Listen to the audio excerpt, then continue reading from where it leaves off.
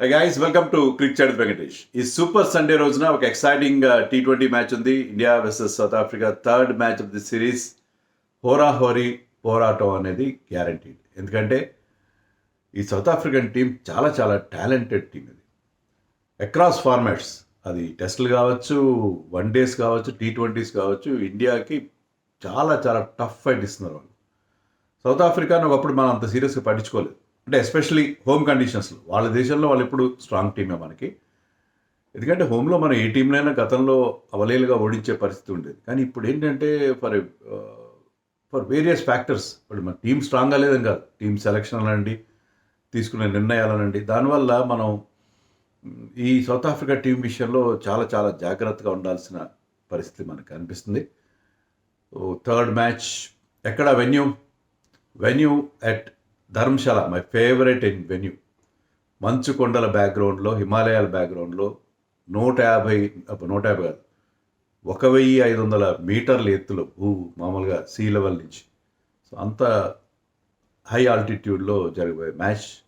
చాలా చాలా scenic. Day match అయితే ఇంకా బాగుంటుంది. నైట్ మ్యాచ్లో అంటే కాస్త చీకటి పడి, but still you can see the mountains in the background. So beautiful venue and చాలా ఇంపార్టెంట్ మ్యాచ్ రెండు టీమ్స్ కూడా. ఎందుకంటే వరల్డ్ కప్ నేపథ్యంలో ఆల్రెడీ 1-1తో లాక్ అయి ఉన్నారు సిరీస్లో. సో ఇక్కడ ఎవరైతే లీడ్ తీసుకుంటారో వాళ్ళకి అడ్వాంటేజ్ ఉంటుంది. అండ్ ఇండియాకి కోర్స్ ఆ రెండే issues. One is captain, another is vice captain. వాళ్ళు మళ్ళీ ఫామ్లోకి వస్తారా రారా అనేది చూసుకోవాలి. Suryakumar Yadav played one match here. 2023 world కప్లో న్యూజిలాండ్తో జరిగిన మ్యాచ్లో ఆడాడు. 2 runs మాత్రమే చేశాడు. T20s ఇంటర్నేషనల్స్ ఎప్పుడు ఆడలేదు అతను అక్కడ. సో అతని రికార్డ్ అక్కడ అంత గొప్పగా లేదు. మరి ఈసారి ఏం చేస్తాడో చూడాలి. సో సూర్యకుమార్ యాదవ్ ఫామ్లోకి వస్తాడా లేదా, అతనేం అంత అవుట్ ఆఫ్ ఫామ్గా కనబడలేదు. ఏంటంటే అతను is getting out, trying to play some shots. కానీ Suryakumar is playing some good shots, పర్వాలేదు అనిపిస్తున్నారు. కానీ ఎందుకనో ఆ పెద్ద స్కోర్స్ అతన్ని ఇబ్బంది పెడుతుంది. మరోవైపు శుభ్మన్ గిల్ ఏమో అతను ప్రెషర్లో కనిపిస్తున్నాడు. ప్రూవ్ చేసుకోవాలి, నేను ఈ ఫార్మాట్లో ప్రూవ్ చేసుకోవాలి, స్ట్రైక్ రేట్ ఇంప్రూవ్ చేయాలి, trying to play 1 too many shots. So తన న్యాచురల్ స్టైల్లో ఆడకపోవడం, అది అతని సమస్యగా మనకు అనిపిస్తుంది. అండ్ ఓపెనర్గా is getting some good balls. ఈ సౌత్ ఆఫ్రికన్ టీంలో Ngidi got him in both the matches. 2 సార్లు కూడా ఎన్గిడిని అవుట్ చేశాడు.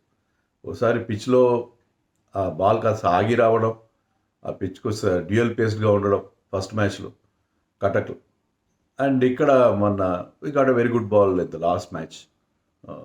సో దాని మొత్తం మీద ఓపెనర్గా ఈ స్ట్రగ్లింగ్. సో ఇద్దరు they have to find answers. High time ఇద్దరు కూడా. ఎందుకంటే క్యాప్టెన్, మీకు టీంలో మనకి ఎన్ని ఛాయిసెస్ ఉన్నాయి. We are spoiled by choice. ప్రతి ప్లేస్కి 4-5 ఛాయిసెస్ ఉన్న మన పరిస్థితిలో క్యాప్టెన్ వైస్ క్యాప్టెన్ ఫామ్లో లేకపోతే ఏం చేయాలి? మిగతా వాళ్ళని అయితే రీప్లేస్ చేసుకుంటాం, క్యాప్టెన్ వైస్ క్యాప్టెన్ లేకపోతే పరిస్థితి ఏంటి?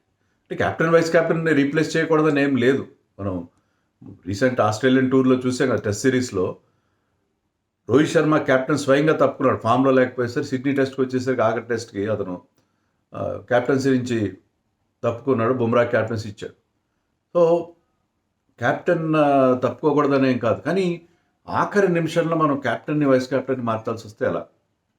కానీ నేను మొన్న వీడియోలో చెప్పినట్టుగా వాళ్ళిద్దరిలో ఎవరో ఒకరి విషయంలో మనం డెసిషన్ తీసుకోవాలి. ఎందుకంటే ఇద్దరు కూడా రెగ్యులర్గా ఫెయిల్ అవుతుంటే, లాస్ట్ మ్యాచ్లో అది మనం చాలా హర్ట్ చేసింది.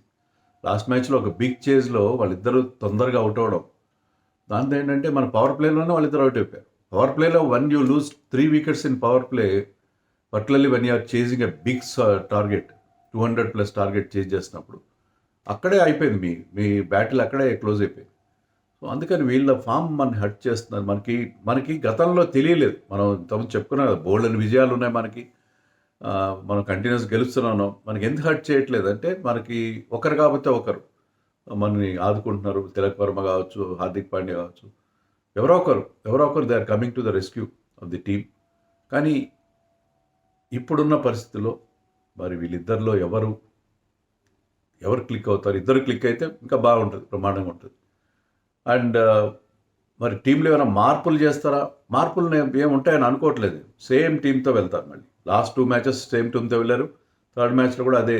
Harshdeep had a forgettable match. Last మ్యాచ్లో చాలా ఎక్కువ రన్స్ ఇచ్చేశాడు అండ్ బోల్డ్ అని వైట్స్ వేసాడు. Look totally out of touch. కానీ అదే హర్షదీప్ మనకి ఫస్ట్ మ్యాచ్లో బ్రహ్మాండంగా బౌలింగ్ చేశాడు. పవర్ ప్లేలోనే 2 వికెట్లు అందించి మనకి చిన్న స్కోర్ని డిఫెండ్ చేసుకోవడానికి బ్రహ్మాండమైన స్టార్ట్ అందించాడు. So he had one bad day at the office. దాన్ని మనం సహించాలి. లేదు హర్షిత్ రాణాని తీసుకొస్తే మళ్ళీ సోషల్ మీడియాలో గోల, హర్షదీప్ని ఎందుకు పక్కన పెట్టారు, హర్షిత్ రాణాని తీసుకొచ్చారు. అంత మార్పు జరగదు అనుకుంటున్నాను నేను. కానీ హర్షదీప్ ఎందుకంటే ఇక్కడ కోల్డ్ కండిషన్స్లో ball will swing and he's our best swing bowler ఇప్పుడున్న మనకున్న బంచ్లో. సో అందుకని అతన్ని కంటిన్యూ చేయాలి. ఇక్కడ ఫాస్ట్ బౌలర్స్కి హెల్ప్ ఉంటుంది కాబట్టి కుల్దీప్ని తీసుకొచ్చే పరిస్థితి తక్కువ. కుల్దీప్కి గ్రౌండ్తో మంచి రికార్డు ఉంది. టెస్ట్ మ్యాచ్లో కూడా I think he made his debut if I'm not wrong and picked up wickets. కానీ కుల్దీప్ ఇక్కడ చాలా టెంపరేచర్ బాగా డౌన్ ఉంటుంది. సింగిల్ డిజిట్ టెంపరేచర్ ఉండే అవకాశం ఉంది. బాగా చల్లగా ఉంటుంది. డిసెంబర్లో 2017లో ఇక్కడ T20 ఆడారు కదా, చాలా రోజుల తర్వాత డిసెంబర్లో ఆడుతున్నారు. December is not a month to play cricket in Dharamshala. It will be very very cold అని చెప్తున్నారు మనకి. సో చల్లగా ఉంటుంది కాబట్టి ఫాస్ట్ బౌలర్స్కి హెల్ప్ ఉంటుంది జనరల్గా. అందుకని టీంలో ఎలాంటి మార్పు ఉండే పరిస్థితి అయితే నాకు కనబడలేదు. సంజు శాంసన్ వస్తాడా? నేను మనం లాస్ట్ వీడియోలో అనుకున్నట్టుగా థర్డ్ మ్యాచ్లో కూడా గిల్ ఫెయిల్ అయితే అప్పుడు we have to think about this change. ఎందుకంటే ఇంకా ఈ మ్యాచ్ తర్వాత 7 మ్యాచ్లు మాత్రమే మిగిలి ఉంటాయి బిఫోర్ ది వరల్డ్ కప్. ఈ లోపల మీరు మీ ఓపెనర్స్ ఎవరు, మీ 11 ఎలా ఉంటుందనే విషయంలో క్లారిటీకి రావాలి. అందుకని నేను ఆఖరి నిమిషం దాకా చేంజెస్ చేస్తూ పోతే, ప్రయోగాలు చేస్తూ పోతే కలదు. ఈ ప్రయోగాలు కూడా మనం బాగా హర్ట్ చేస్తున్నాయి. ఎందుకంటే అక్షర్ పటేల్ నెంబర్ 3గా పంపించడమే దేశవ్యాప్తంగా నిరసన జ్వాలలు కనిపించినాయి మనకి. ఎందుకు పంపిస్తారు అక్షర్ పటేల్ నెంబర్ 3గా? అలాగే మీరు పవర్ ప్లేలో హార్దిక్ పాండ్యాకి బౌలింగ్ ఇవ్వట్లేదు. Hardik Pandya is good power play bowler. He can swing the ball. New బాల్ని స్వింగ్ చేస్తాడు అతను. He has got lot of variations. ఇది థింకింగ్ బౌలర్. రన్స్ ఇస్తాడు పవర్ ప్లేలో, బహుశా ఎక్కువ రన్స్ ఇస్తాడు. ఫీల్డ్ రెస్ట్రిక్షన్ ఉంటుందని అనుకుంటున్నారేమో. Hardik Pandya is an attacking bowler. అతనికి అటాకింగ్ ఆప్షన్, అటాకింగ్ బౌలర్ కాబట్టి ఈ గోస్ ఫర్ వికెట్స్. అందుకని కొన్నిసార్లు రన్స్ ఇస్తాడు. బట్ ఈ picks up wickets. Hardik Pandya 2 మ్యాచ్ల్లో కూడా పవర్ ప్లే తర్వాత 7వ ఓవర్లోనే తీసుకొచ్చారు. ఇది కూడా ఒక అర్థం కాని స్ట్రాటజీ. గతంలో అనేక సందర్భాల్లో హార్దిక్ పాండ్యా పవర్ ప్లేలో బౌలింగ్ వేశాడు.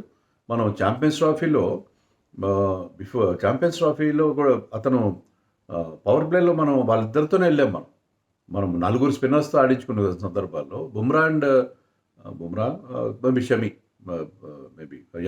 షమి అండ్ మనం ఒక regular fast bowler plus Hardik పాండ్యాతో పవర్ ప్లేలో మనం బౌలింగ్ వేయించుకున్నాం. చాలా సందర్భాల్లో Hardik Pandya always bowls in the power play.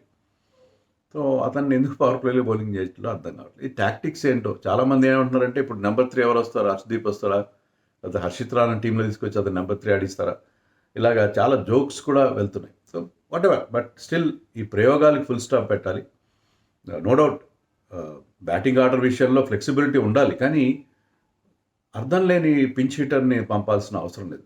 మీకు బెస్ట్ బ్యాటర్స్కి ఎక్కువ నెంబర్ ఆఫ్ బాల్స్ ఆడే అవకాశం ఇవ్వడం అనేది T20లో ఉండేవి జస్ట్ 120 balls per innings. అట్లా మీ బెస్ట్ బ్యాటర్కి longer period at the crease చాలా అవసరం కదా. ఎనీవే, అది ఇండియన్ టీంకి సంబంధించి. మరి సౌత్ ఆఫ్రికన్ టీంలో ఏమైనా మార్పులు ఉంటాయా?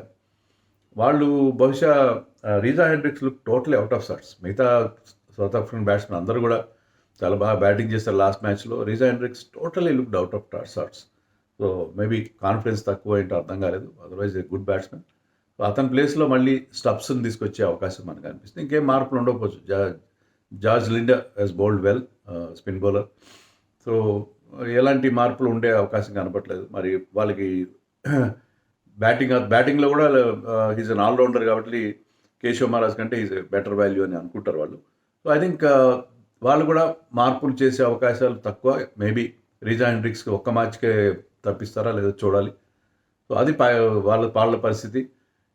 పిచ్ ఎలా ఉంటుంది ఇక్కడ ఏంటంటే మీరు ఐపీఎల్ మ్యాచ్లు ఎక్కువ, ఎందుకంటే నేను చెప్పినట్టుగా చాలా రోజులు 2022 తర్వాత ఇక్కడ T20 ఇంటర్నేషనల్స్ జరగలేదు. ఐపీఎల్ మ్యాచ్లో 180 ఈజీగా రావడం అనేది మనం చూసాం. 180 రెగ్యులర్గా వస్తుంది. ఇక్కడ చేజింగ్ టీమ్స్ ఇబ్బంది గెలుస్తాయి. మన 5 జరిగినాయి ఇక్కడ. అంటే కంప్లీటెడ్ మ్యాచెస్, చాలా అబాండన్ అయిన మ్యాచ్లు ఉన్నాయి. 5 మ్యాచ్లు జరిగితే అన్నిట్లో కూడా ఎక్కువ 4 సార్లు అనుకుంటా చేజింగ్ టీమ్స్ గెలవడం అనేది చూసాం. 180+ స్కోర్స్ వచ్చినాయి. 180+ స్కోర్సే వస్తాయి ఇక్కడ. హై స్కోరింగ్గా ఉంటుంది venue. But fast bowlers will have some help. Dew factor ఉండదేమో అనుకుంటున్నాను. ఎందుకంటే డ్యూ ఎప్పుడు ఫామ్ అవుతుందంటే, మంచు ఫామ్ అయ్యే పరిస్థితి ఎప్పుడు ఉంటుందంటే, డే టెంపరేచర్కి నైట్ టెంపరేచర్ మధ్య చాలా ఎక్కువ డిఫరెన్స్ ఉంటే మంచు ఫామ్ అవుతుంది. అంత వ్యత్యాసం ఉండదు ఇక్కడ. డే టెంపరేచర్ కూడా చల్లగానే ఉంటుంది. డ్యూ ఫ్యాక్టర్ తక్కువ ఉండొచ్చు ఇక్కడ. ఐ థింక్ అందుకని డ్యూ ఈవెన్ లాస్ట్ మ్యాచ్లో మనం చూసాం, Chandigarh also similar nearer to this ప్లేసే కదా. అక్కడ కూడా మనకి పెద్దగా డ్యూ కనబడలేదు. సో డ్యూ ఫ్యాక్టర్ ఎక్కువ ఉండదు. టాస్ ఓడిపోయిన పెద్ద నష్టం ఏం లేదు. కానీ ఇక్కడ జనరల్గా ఏంటంటే చేజింగ్ ఇది అనేది బెటర్గా ఉంటుంది. ఏ టీం అయినా కూడా టాస్ గెలిస్తే ముందుగా వాళ్ళు ఫీల్డింగ్ ఎంచుకునే అవకాశం ఉంది. And South Africa is looking very good. Marco Jansen is become a top class allrounder అయిపోయాడు. కొంతమంది క్యాలిస్తో పోలుస్తున్నారు. కలిస్కి తనకి చాలా డిఫరెన్స్ ఉంది. Kallis is basically batting allrounder, is a bowling allrounder number 1. తర్వాత Kallis is something, he's a great player. అంత గ్రేట్నెస్ ఇంకా రాలేదు, కానీ he's a very good genuine ఆల్రౌండర్గా ఈ టూర్లో బాగా ఎమర్జ్ అయ్యాడు. బౌలింగ్లో కూడా అతను చాలా ఎఫెక్టివ్గా మారడం మనం చూసాం. బ్యాటింగ్లో కూడా he's down the line, he's providing them lot of depth. So mark Jansen, అలాగే డికాక్ ఫామ్లోకి వచ్చిన తర్వాత తను పట్టుకోవడం కష్టం. ఆల్రెడీ వన్డేలో ఒక సెంచరీ చేశాడు, మొన్న చండీగఢ్లో ఒక 90. సో ఇలాంటి ఫామ్లో ఉన్నప్పుడు అతను ఏంటంటే he's not a power hitter. మామూలుగా ఇప్పుడు ఈ ఫార్మాట్లో ఆ పవర్ హిట్టర్స్ అతను టైం చేస్తాడు ball, and he has got very good pickup shot. ఆ పికప్ షాట్ చాలా అద్భుతంగా ఉంటుంది అతని. సో డికాక్ స్పిన్నర్స్ని బాగా ఆడతాడు. సో ఇది డేంజర్. సో డికాక్ని తొందరగా అవుట్ చేయడం. మనకి ప్రాబ్లం ఏమొచ్చిందంటే, Bumrah had a very very ordinary match. 4 సిక్సర్లు బుమ్రాని ఎప్పుడు ఎవరు కొట్టలేదంట. లాస్ట్ మ్యాచ్లో 4 సిక్సర్లు కొట్టాడు. డొనోవన్ ఫెర్రర్ 2 సిక్స్లు కొట్టాడు బుమ్రాకి. So definitely Bumrah will make amends. Watch out for Bumrah in this match. Bumrah ఈ మ్యాచ్లో ఏదో మ్యాజిక్ చేస్తారు. Last match forgettable match, he and Harshdeep. And Bumrah అతని ప్రైడ్ దెబ్బతిని ఉంటుంది. బుమ్రా లాంటి bowler going for runs, going for sixers, ఈ మ్యాచ్లో will see a different Bumrah, particular in helpful conditions. So Bumrah, watch out for Bumrah. నేను take it from me, Bumrah will win you this match.